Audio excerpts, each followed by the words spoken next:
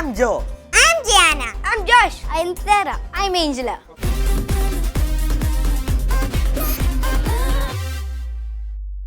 കൂട്ടുകാരെ, ഇന്നൊരു പ്രത്യേകതയുള്ള ദിവസം എന്താണെന്നറിയാമോ? ഇന്ന് നമ്മുടെ ഔസേപ്പിതാവിന്റെ ഫീസ്റ്റാ. അത് മാത്രമല്ല, എന്റെയും ജോച്ചേട്ടന്റെയും ഫീസ്റ്റാ. Thank you. എനിക്കൊരു കാര്യം ഷെയർ ചെയ്യാനുണ്ട്. എന്താ? ഔസേപ്പിതാവിനോട് പ്രാർത്ഥിച്ചതാണ് ഞാൻ ഉണ്ടായെന്നാണ് എൻ്റെ അപ്പനും അമ്മയും പറഞ്ഞത്. അതുകൊണ്ടാണ് എനിക്ക് പേര് വന്നത്. ഓക്കെ. ഇന്ന് ചേട്ടന്മാരുടെ ഫീസ്റ്റ് അല്ലേ, അതുകൊണ്ട് ഞാൻ ഇന്നൊരു ഔസേപ്പിതാവിന്റെ പാട്ട് പാടാൻ പോയാ. ഓക്കെ. ഒരു ലില്ലിപ്പൂ പോലെ ഉണ്ണീശോയേ കൈകളിലേന്തിയ പുണ്യദാതാ മാറിയോസേപ്പേ ഞങ്ങളെയും തൃക്കൈയാൽ താങ്ങിടണമേ. സൂപ്പർ. ആലിസാൻഡി അവിടെ വെയിറ്റ് ചെയ്യാം. അപ്പൊ നമുക്ക് വേഗം പോയി കഥ കേൾക്കാം. Science corner. നമുക്ക് കേൾക്കാം.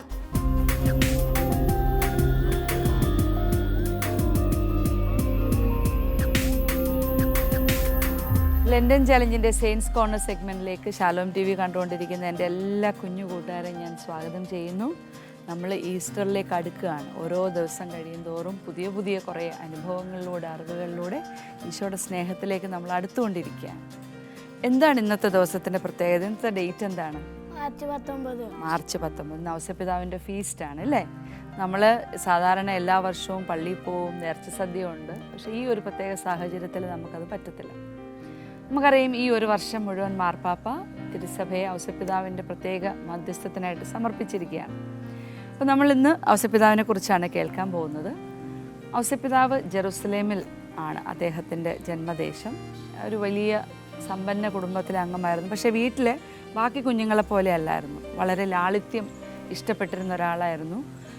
പ്രത്യേകമായിട്ട് പ്രാർത്ഥിക്കാനായിട്ട് കൂടുതൽ താല്പര്യം കാണിച്ചിരുന്നു. അപ്പം ബാക്കി എല്ലാവരും പഠനവും മറ്റു കാര്യങ്ങളിലേക്ക് മുഴുകുമ്പോഴും ഔസേപ്പിതാവ് ഇവരിൽ നിന്നൊക്കെ മാറി വ്യത്യസ്തനായിട്ട് നീങ്ങുമായിരുന്നു. അങ്ങനെ ഒരു കൗമാരമൊക്കെ പിന്നിട്ട് കഴിഞ്ഞപ്പോഴത്തേക്ക് വീട് വിട്ട് പോവുകയാണ്. വീട് വിട്ട് വേറൊരു സ്ഥലത്ത് പോയി ഒരു മരപ്പണി ചെയ്യുന്ന ഒരാളുടെ കൂടെ ശിഷ്യനായിട്ട് അവിടെ ജോലി ചെയ്തുകൊണ്ടിരിക്കുന്ന സമയത്താണ് ജെറുസലേം ദേവാലയത്തിൽ താമസിക്കുന്ന അല്ലെങ്കിൽ ദേവാലയത്തിലേക്ക് പ്രത്യേകമായിട്ട് സമർപ്പിക്കപ്പെട്ടിരിക്കുന്ന ഒരു കന്യകയ്ക്ക് വിവാഹാലോചന വരുന്നു. അപ്പോൾ ഔസേപ്പിതാവ് ആരുടെ വംശത്തിൽപ്പെട്ട ആളായിരുന്നു? ഓർക്കുന്നുണ്ടോ നിങ്ങൾ? ദാവീദിൻ്റെ വംശത്തിൽപ്പെട്ട ആളായിരുന്നു അല്ലേ? അപ്പോൾ ദേവാലയത്തിൽ നിന്ന് അറിയിപ്പ് കിട്ടുകയാണ്, ദാവീദിൻ്റെ വംശത്തിൽപ്പെട്ട അവിവാഹിതരായ ചെറുപ്പക്കാരെല്ലാം ദേവാലയത്തിലേക്ക് വരണം. അപ്പോൾ അവിടെ എങ്ങനെ നമ്മൾ മാതാവിനെ ആരാണോ ദൈവം വിവാഹം കഴിക്കാനായിട്ട് തിരഞ്ഞെടുത്തിരിക്കുന്ന ചെറുപ്പക്കാരനെ കണ്ടെത്താൻ പോവുകയാണ്. അപ്പം ദേവാലയത്തിലെ പുരോഹിതനാണ് ഈ അറിയിപ്പ് കൊടുത്തത്. ഈ അറിയിപ്പ് കേട്ട് നമ്മുടെ ഔസേപ്പിതാവും പള്ളിയിലേക്ക് ചെല്ലുകയാണ്. അപ്പോൾ ഈ ചെറുപ്പക്കാരെല്ലാം നിൽക്കുന്നുണ്ട്. അപ്പോൾ മാതാവ് അതിലെ ഇങ്ങനെ പാസ് ചെയ്യും. ഒരു ലില്ലിച്ചെടിയുടെ തണ്ട് ഓരോരുത്തരുടെ കൈ കൊടുത്തിട്ടുണ്ട്. അപ്പോൾ ആരുടെ കയ്യിലിരിക്കുന്ന ലില്ലിച്ചെടിയുടെ തണ്ടാണോ പുഷ്പിക്കുന്നത് ആ വ്യക്തിയാണ് മാതാവിനെ വിവാഹം കഴിക്കാനായിട്ട് ദൈവം തിരഞ്ഞെടുത്തതെന്നാണ് അത് അവിടെയുള്ള ദേവാലയത്തിലെ പുരോഹിതർക്ക് ഒരു പ്രത്യേക മെസ്സേജ് കിട്ടിയിട്ട്, സന്ദേശം കിട്ടിയിട്ടാണ് ഈ ഒരു കാര്യം ചെയ്യുന്നത്. അങ്ങനെ ഔസേപ്പിതാവ് നിങ്ങൾ കണ്ടിട്ടില്ലേ? ഔസേപ്പിതാവിൻ്റെ കയ്യിലുള്ള ചെടി പുഷ്പിച്ചിരിക്കുന്ന ലില്ലിപ്പൂവിൻ്റെ ഒരു തണ്ട് ഔസേപ്പിതാവിൻ്റെ കൈ വെച്ചിരിക്കുന്നത് കണ്ടിട്ടില്ലേ? കണ്ടിട്ടുണ്ട്. അപ്പോൾ ഇതാണ് അതിൻ്റെ പിന്നിലുള്ള ചരിത്രം. അങ്ങനെയാണ് ഔസേപ്പിതാവിന് മാതാവുമായിട്ടുള്ള വിവാഹം നടക്കുന്നത്. നമുക്കറിയാം, ഈ ഒരു വർഷം മുഴുവൻ മാർപ്പാപ്പയ്ക്കാണെങ്കിൽ ഔസേപ്പിതാവിന് ഭയങ്കര ഇഷ്ടമാണ്. ഔസേപ്പിതാവിനോട് പ്രത്യേകമായിട്ട് മാർപ്പാപ്പയുടെ ജീവിതത്തിൽ എല്ലാ പ്രധാനപ്പെട്ട സന്ദർഭങ്ങളിലും ഔസേപ്പിതാവിനോട് മാധ്യസ്ഥം ചോദിക്കാറുണ്ട്. പ്രത്യേകിച്ച് മാർപ്പാപ്പ ഔസേപ്പിതാവിൻ്റെ ഒരു ദേവാലയത്തിൽ പോയിരുന്ന് പ്രാർത്ഥിക്കുമ്പോഴാണ് വൈദികനാകണമെന്നുള്ളൊരു ആ ഒരു ദൈവവിളിയെക്കുറിച്ചുള്ളൊരു കൺവിക്ഷൻ മാർപ്പാപ്പയ്ക്ക് കിട്ടുന്നത്. അതുകൊണ്ട് ഔസേപ്പിതാവുമായിട്ട് മാർപ്പാപ്പയ്ക്ക് വലിയൊരു പേഴ്സണൽ ബന്ധമുണ്ട്. അപ്പം നമ്മൾ പക്ഷേ ഈ പേഴ്സണൽ ബന്ധം കൊണ്ട് മാത്രമല്ല മാർപ്പാപ്പ ഈ ഒരു വർഷം ഔസേപ്പിതാവിനായിട്ട് തിരുസഭയെ പ്രതിഷ്ഠിക്കുന്നത് മറ്റൊരു കാരണം കൂടിയുണ്ട്. അതായത് 1870 അന്നത്തെ മാർപ്പാപ്പയായിരുന്ന 9-ാം പീയൂസ് പാപ്പ ആ ഒരു വർഷം ഔസേപ്പിതാവിനെ പ്രത്യേകമായിട്ട് തിരുസഭയുടെ സംരക്ഷകനായിട്ട് പ്രഖ്യാപിച്ചു. അങ്ങനെ പ്രഖ്യാപിക്കാൻ ഒരു കാരണം ഉണ്ടായിരുന്നു. ആ ഒരു കാലഘട്ടത്തിൽ ശരിക്കും ഈ വ്യവസായവൽക്കരണം, മുതലാളിത്തം അങ്ങനെ വന്നു കഴിഞ്ഞപ്പോഴത്തേക്ക് സഭയിലെ വിശ്വാസികൾക്ക് കുറേയേറെ വിഷമങ്ങളും പ്രതിസന്ധികളും നേരിടേണ്ടി വന്നു. ആ സമയത്ത് വിശ്വാസികൾക്കൊരു കരുത്ത് കിട്ടാനായിട്ട് പ്രത്യേകമായിട്ട് ആ ഒരു വർഷം ഔസേപ്പിതാവിനോട് പ്രാർത്ഥിക്കാൻ, ഔസേപ്പിതാവിൻ്റെ മധ്യസ്ഥം തേടാനായിട്ട് തീരുമാനമെടുക്കുകയും ഔസേപ്പിതാവിനെ തിരുസഭയുടെ സംരക്ഷകൻ എന്ന ഒരു, അതുവരെ ഔസേപ്പിതാവ് നന്മരണത്തിൻ്റെ മധ്യസ്ഥൻ, രോഗികളുടെ മധ്യസ്ഥൻ എന്നീ പദവികളായിരുന്നു ഉണ്ടായിരുന്നത്. അങ്ങനെ തിരുസഭയുടെ സംരക്ഷകനായിട്ട് 1870 9-ാം പിയൂസ് പാപ്പ പ്രഖ്യാപിക്കുകയാണ്. ആ പ്രഖ്യാപനത്തിൻ്റെ 150-ാമത്തെ വർഷത്തിലായത് അല്ലേ. 2020 ഡിസംബർ 8-നാണ് മാർപ്പാപ്പ ഔസേപ്പിതാവിനായിട്ട് ഈ ഒരു വർഷം പ്രത്യേകമായിട്ട് പ്രഖ്യാപിക്കുന്നത്. അപ്പം ഈ 9-ാം പിയൂസ് പാപ്പ തിരുസഭയുടെ സംരക്ഷകനായിട്ട് ഔസേപ്പിതാവിനെ പ്രഖ്യാപിച്ചതിൻ്റെ 150-ാമത്തെ വർഷത്തിലാണ് നമ്മൾ. അപ്പോൾ ഈ ഒരു വർഷം മുഴുവൻ നമ്മൾ ഔസേപ്പിതാവിനോട് പ്രത്യേകമായിട്ട് മാധ്യസ്ഥം തേടുന്ന വർഷമാണ്. നമുക്കറിയാം ഈശോ സ്വർഗം വിട്ട് ഭൂമിയിലേക്ക് മനുഷ്യനായിട്ടാണ് വന്നത് അല്ലേ. നമ്മളെപ്പോലുള്ള ഒരു സാധാരണ കുഞ്ഞിനെ പോലെ ഒരു വീട്ടിൻ്റെ ചുറ്റുപാടിൽ വളർന്നു. അപ്പോൾ ആ ഈശോയെ എത്ര കരുതലോടും സ്നേഹത്തോടും വാത്സല്യത്തോടും കൂടി ആയിരിക്കണം ഔസേപ്പിതാവ് വളർത്തിയത് അല്ലേ. എപ്പോഴും പിതാവായ ദൈവത്തിൻ്റെ ഇഷ്ടം നിറവേറ്റാനാണ് ഈശോ ഭൂമിയിലേക്ക് വന്നത് അല്ലേ. അപ്പോൾ ആ ബാല്യ കാലഘട്ടം മുഴുവൻ ആ ദൈവഹിതം അനുസരിച്ച് ഈശോയെ വളർത്തുന്നതിനൊരു നല്ല റോൾ എടുത്ത ആളായിരുന്നു ആര്? ഔസേപ്പിതാവ് അല്ലേ. ഔസേപ്പിതാവ് അങ്ങനെ റോൾ എടുത്ത ഒരാളാണ്. അപ്പം നമുക്ക് പ്രത്യേകമായിട്ട് ഇന്നത്തെ ദിവസം ഔസേപ്പിതാവിനോട് മധ്യസ്ഥം വഹിക്കാൻ. നമുക്കറിയാം മാർപ്പാപ്പ 2 വർഷമായി നമ്മൾ മാർപ്പാപ്പയുടെ മുറിയിൽ ഒരു ഉറങ്ങുന്ന സെയിൻറ്റ് ജോസഫിൻ്റെ സ്റ്റാച്യു ഉണ്ട് അല്ലേ.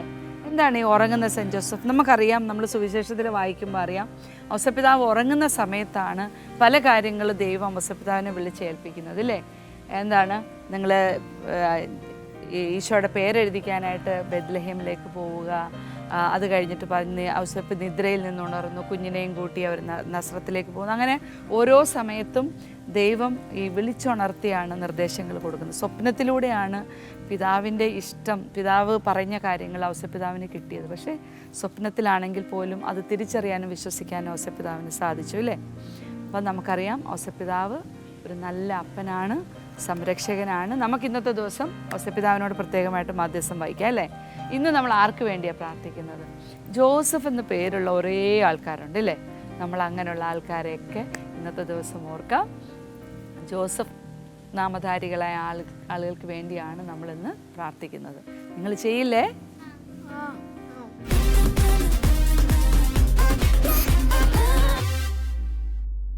ഇന്നത്തെ വചനം പഠിക്കാനുള്ള സമയമാണ്. ഇന്നത്തെ വചനം ഇതാണ്: കർത്താവ് വീഴുന്നവരെ താങ്ങുന്നു, നിലം പറ്റിയവരെ എണീപ്പിക്കുന്നു. സങ്കീർത്തനം 145:14. നമുക്ക് എല്ലാ കേട്ട് ചൊല്ലിയാലോ? ഓക്കെ. കർത്താവ് വീഴുന്നവരെ താങ്ങുന്നു, നിലം പറ്റിയവരെ എണീപ്പിക്കുന്നു. സങ്കീർത്തനം 145:14. വചനം വേഗം പഠിക്കണേ കൂട്ടുകാരെ. ഇന്ന് ഔസേപ്പിതാവിന്റെ ഫീസ്റ്റ് ആയതുകൊണ്ട് നമ്മൾ ഇന്ന് ഫുട് പ്രിന്റ്സിൽ കാണാൻ പോകുന്നത് ഔസേപ്പിതാവിന്റെ പണിശാലയാണ്. So let's move to our next segment, foot prints.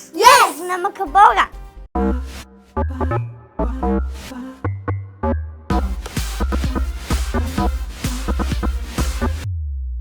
ഈശോയ്ക്ക് പ്രിയപ്പെട്ട എല്ലാ കുഞ്ഞുമക്കൾക്കും ഫുട് പ്രിന്റ്സിലേക്ക് സ്വാഗതം. മക്കളെ, നമ്മളിപ്പോൾ ജെറുസലേമിൽ കൂടിയാണ് പോയിക്കൊണ്ടിരിക്കുന്നത്. പക്ഷെ ഇന്നൊരു ദിവസത്തേക്ക് മാത്രം ആൻറ്റി നിങ്ങളെ നസ്രത്തിലേക്ക് ഒന്ന് തിരിച്ചു കൊണ്ടുപോവുകയാണ്. ഇന്നത്തെ ദിവസത്തിന്റെ പ്രത്യേകത എന്താണ്? ഇന്ന് മാർച്ച് 19 നമ്മുടെ ഔസേപ്പിതാവിന്റെ മരണത്തിരുനാളാണ്. പ്രത്യേകിച്ച് ഈ വർഷം നമ്മുടെ ഫ്രാൻസിസ് മാർപ്പാപ്പ ഔസേപ്പിതാവിന്റെ വണക്കത്തിനായുള്ള പ്രത്യേക വർഷമായിട്ട് ഈ വർഷത്തെ പ്രഖ്യാപിച്ചിട്ടുണ്ട്. അതുകൊണ്ട് തന്നെ ഈ വർഷത്തെ ഔസേപ്പിതാവിന്റെ മരണത്തിരുനാള് ഒത്തിരി പ്രത്യേകതയുള്ളതാണ്. നസ്രത്തിലെ കാഴ്ചകൾ കണ്ടപ്പോൾ ഒരു സ്ഥലം ആൻറ്റി നിങ്ങളെ കാണിക്കാതെ സൂക്ഷിച്ചു വെച്ചിരിക്കുകയായിരുന്നു ഇന്നത്തേക്ക് വേണ്ടിയിട്ട്. ഔസേപ്പിതാവിന്റെ മരണത്തിരുനാളിനോടനുബന്ധിച്ച് ആൻറ്റി ഇന്ന് നിങ്ങളെ കൊണ്ടുപോകുന്നത് നസ്രത്തില് നമ്മുടെ ഔസേപ്പിതാവും ഈശോയും കൂടി ഒരുമിച്ച് ആശാരിപ്പണിയൊക്കെ ചെയ്ത് കഴിഞ്ഞിരുന്ന ഒരു സ്ഥലം. നമ്മൾ നസ്രത്തിലെ മാതാവിന്റെ ഭവനം കണ്ടു. മാതാവും ഔസേപ്പിതാവും ഈശോയും കൂടി താമസിച്ചിരുന്ന ഗ്രാമത്തിന്റെ കാഴ്ചകളൊക്കെ നമ്മൾ കണ്ടില്ലേ. ഇതിനൊക്കെ പിന്നിലായിട്ട്, അതായത് മംഗലവാർത്ത പള്ളിയുടെ പിറകുവശത്തായിട്ട് നമ്മുടെ നസ്രത്ത് പട്ടണത്തിന്റെ പഴയ പട്ടണത്തിന്റെ കുറെ അവശിഷ്ടങ്ങളൊക്കെ സൂക്ഷിച്ചിട്ടുണ്ട്. അതിന്റെ പിന്നിലായിട്ട് ഔസേപ്പിതാവിന്റെ മരപ്പണിശാല ഉണ്ടായിരുന്ന സ്ഥലം എന്ന് വിശ്വസിക്കുന്ന ഒരു പുണ്യസ്ഥലമുണ്ട്. അവിടെ ഔസേപ്പിതാവിന്റെ നാമത്തിൽ ഒരു പള്ളിയുണ്ട്. ആ കാഴ്ചകളിലേക്കൊക്കെയാണ് ആൻറ്റി ഇന്ന് നിങ്ങളെ കൊണ്ടുപോകുന്നത്. അപ്പോൾ തൽക്കാലം നമുക്ക് ഇന്ന് ജെറുസലേമിൽ നിന്ന് നസ്രത്ത് വരെ ഒന്ന് പോയിട്ട് വരാം. മക്കളെ, നമ്മൾ ലണ്ടൻ ചലഞ്ചിന്റെ ആദ്യത്തെ എപ്പിസോഡിൽ കണ്ട മംഗലവാർത്ത ദേവാലയമാണ് ഇത്. ഈ ദേവാലയത്തിന്റെ പുറത്ത് പഴയ നസ്രത്ത് പട്ടണത്തിന്റെ അവശിഷ്ടങ്ങളുണ്ട്. അതിന് പിന്നിലായാണ് നമ്മുടെ യൗസേപ്പിതാവിന്റെ നാമത്തിലുള്ള ദേവാലയവും യൗസേപ്പിതാവിന്റെ മരപ്പണിശാലയും ഉള്ളത്. അവിടേക്ക് ചെല്ലുമ്പോൾ തന്നെ നമ്മളെ കാത്തിരിക്കുന്നത് യൗസേപ്പിതാവിന്റെ ഒരു സ്റ്റാച്ചു ആണ്. വിവാഹം കഴിക്കാൻ പോകുന്ന സ്ത്രീ ഗർഭിണിയാണെന്നറിഞ്ഞപ്പോൾ അവളെ സ്വീകരിക്കണോ വേണ്ടയോ എന്ന് ചിന്തിച്ചിരിക്കുന്ന യൗസേപ്പിതാവിനെയാണ് ഈ പ്രതിമ സൂചിപ്പിക്കുന്നത്.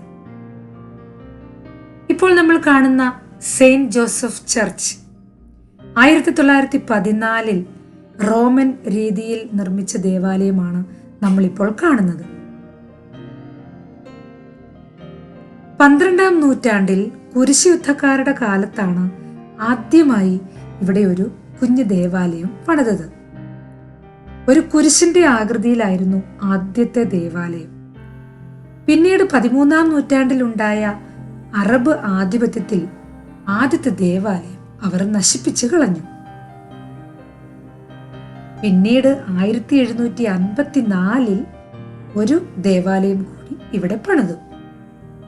ഇപ്പൊ നമ്മൾ താഴേക്ക് ഇറങ്ങി പോകുന്നത് യൗസേപ്പിതാവിന്റെ മരപ്പണിശാല ഉണ്ടായിരുന്ന സ്ഥലം എന്ന് വിശ്വസിക്കുന്ന സ്ഥലത്താണ്.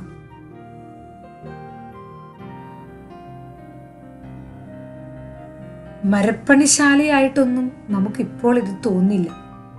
അന്നത്തെ അവശിഷ്ടങ്ങൾ അതുപോലെ സൂക്ഷിച്ചുകൊണ്ട് ഇവിടെ ഇന്ന് ദേവാലയമാണ് പണിതിരിക്കുന്നത്.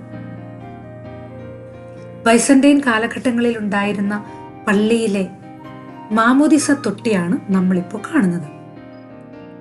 വിശുദ്ധ ലൂക്കായുടെ സുവിശേഷം 2-ാം അധ്യായം 51-ാം വാക്യത്തിൽ അവൻ അവർക്ക് വിധേയനായി ജീവിച്ചു എന്ന് നമ്മൾ വായിക്കുന്നുണ്ട്. ഈശോ യൗസേപ്പിതാവിനും മാതാവിനും വിധേയനായി ജീവിച്ചു. യൗസേപ്പിതാവിനോടൊപ്പം ഇവിടെ മരപ്പണിക്ക് യൗസേപ്പിതാവിനെ സഹായിച്ചിരുന്നു എന്നാണ് വിശ്വാസം. ഇപ്പൊ നമ്മൾ കാണുന്നത് നൂറ്റാണ്ടുകൾ പഴക്കമുള്ള ഒരു കുഴിയാണ്. ഇവിടെ നിങ്ങൾക്ക് കാണാം, ഇവിടെ വരുന്ന വിശ്വാസികൾ അവരുടെ നിയോഗങ്ങളും ആവശ്യങ്ങളും ഒക്കെ എഴുതിയിട്ട് പ്രാർത്ഥിക്കാറുണ്ട്. ബാലനായ ഈശോ യൗസേപ്പിതാവിനും മാതാവിനും വിധേയനായി അനുസരണയുള്ളവനായി ജീവിച്ച ഈ പുണ്യസ്ഥലത്ത് നിന്ന് ആന്റി നിങ്ങളെല്ലാവരെയും പ്രാർത്ഥനയോടുകൂടി ഓർക്കുന്നു. ഈ ദേവാലയത്തിന് പുറത്തിറങ്ങി ഒന്ന് പുറത്തേക്ക് നോക്കിയാൽ തൊട്ടടുത്ത് നമുക്ക് നമ്മുടെ മംഗലവാർത്ത ദേവാലയം കാണാം. അപ്പൊ നിങ്ങൾക്ക് മനസ്സിലാവുന്നില്ലേ ഇത് എത്രമാത്രം അടുത്തടുത്താണ് ഉള്ളതെന്ന്. അപ്പൊ നമുക്ക് നാളെ വീണ്ടും ജെറുസലേമിൽ വെച്ച് കാണാം. ഈശോമിശിഹായ്ക്ക് സ്തുതിയായിരിക്കട്ടെ.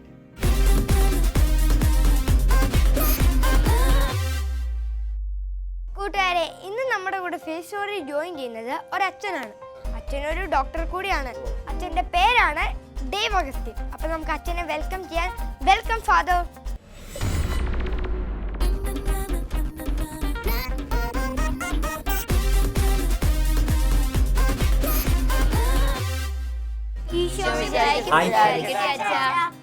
ലണ്ടൻ ചലഞ്ചിലെ ഈശോയ്ക്ക് ഏറ്റവും ഇഷ്ടപ്പെട്ട എൻ്റെ പ്രിയ കൂട്ടുകാരെ, ഞാൻ ഫാദർ ഡോക്ടർ ഡേവ് അക്കര. ഞാനൊരു കപ്പൂച്ചിൻ അച്ഛനാണ്.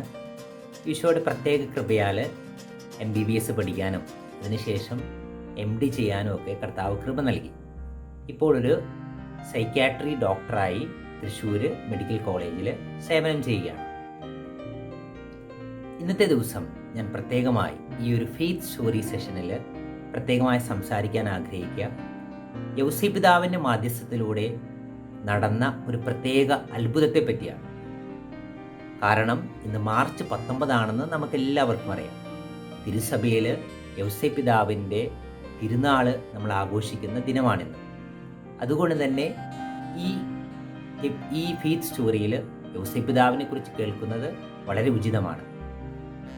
സംഭവം നടക്കുന്നത് ന്യൂ മെക്സിക്കോയിലെ ലൊറേറ്റോ സന്യാസിനിമാരുടെ ഭവനത്തിലാണ്.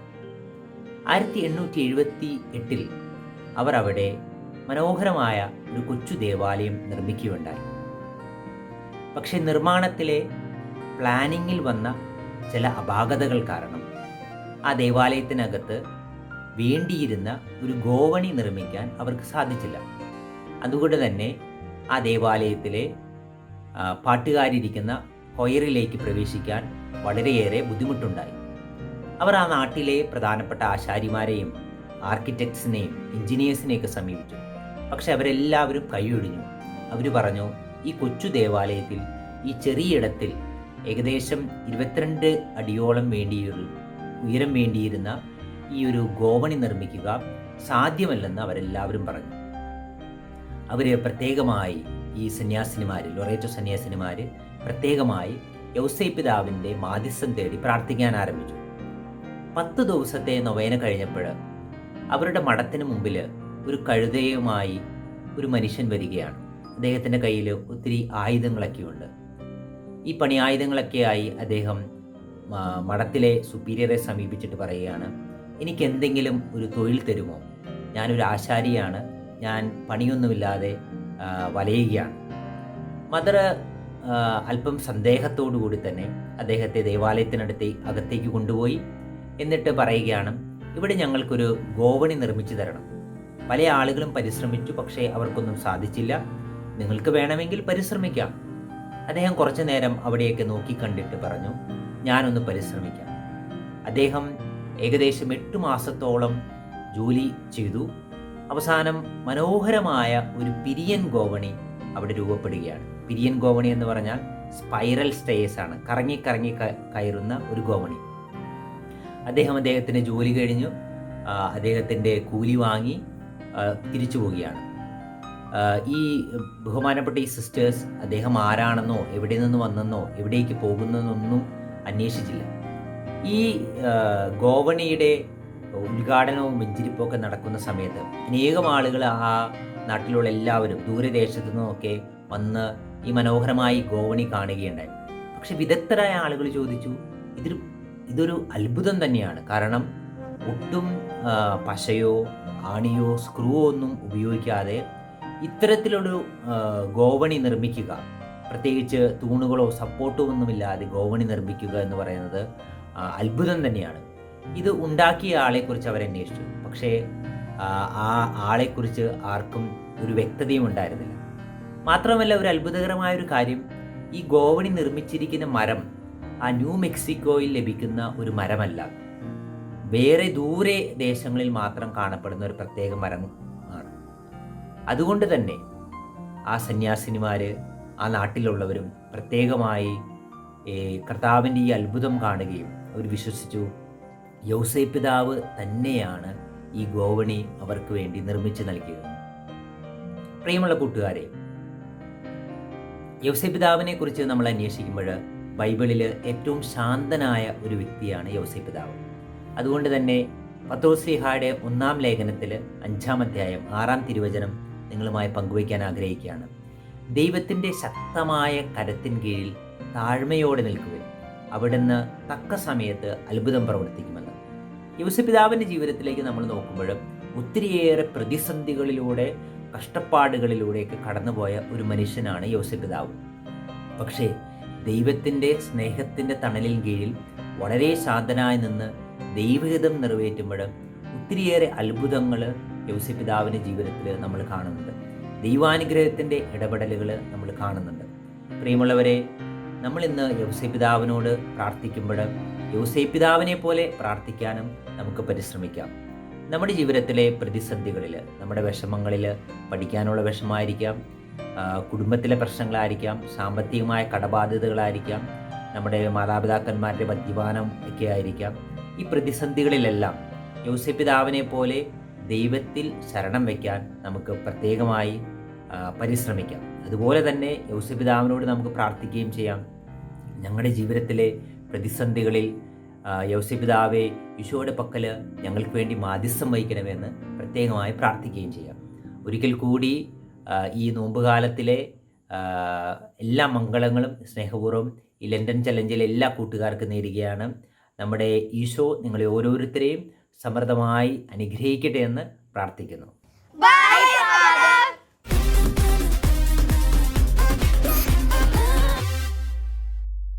ഇതുവരെയുള്ള ദിവസത്തിലുള്ള ചലഞ്ചസ് നിങ്ങൾ നന്നായിട്ട് പാർട്ടിസിപ്പേറ്റ് ചെയ്തു. ഞങ്ങൾ ആവശ്യപ്പെടുന്ന വീഡിയോസും ഇമേജസും വരയ്ക്കാൻ പറയുന്ന പിക്ചേഴ്സും ഉണ്ടാക്കാൻ പറയുന്ന പോസ്റ്റേഴ്സൊക്കെ നിങ്ങൾ ഞങ്ങൾക്ക് അയച്ചു തന്നു. ഇനി ഇങ്ങനത്തെ ചലഞ്ചിൽ പാർട്ടിസിപ്പേറ്റ് ചെയ്യുക. നിങ്ങൾ ഈ ചലഞ്ചസ് നന്നായിട്ട് ചെയ്യുന്ന ബ്ലെസ്സിങ്സ് നിങ്ങൾക്ക് എപ്പോഴും നിങ്ങളുടെ കൂടെ ഉണ്ടാവും. ഇന്നത്തെ ചാലഞ്ച് ഇതാണ്. നിങ്ങളുടെ ജീവിതത്തിൽ ഔസേപ്പിതാവിന്റെ അനുഗ്രഹം എപ്പോഴെങ്കിലും കിട്ടിയിട്ടുണ്ടെങ്കിൽ അത് വീഡിയോ എടുത്ത് ഞങ്ങൾക്ക് അയച്ചു തരിക. അയക്കേണ്ട നമ്പർ 9048398600. ഞാൻ ഒന്നും കൂടെ പറയാം, 9048398600. കൂട്ടുകാരെ, ഇനി നമുക്ക് ഇന്നലത്തെ ചലഞ്ച് കണ്ടാലോ? ഓക്കെ.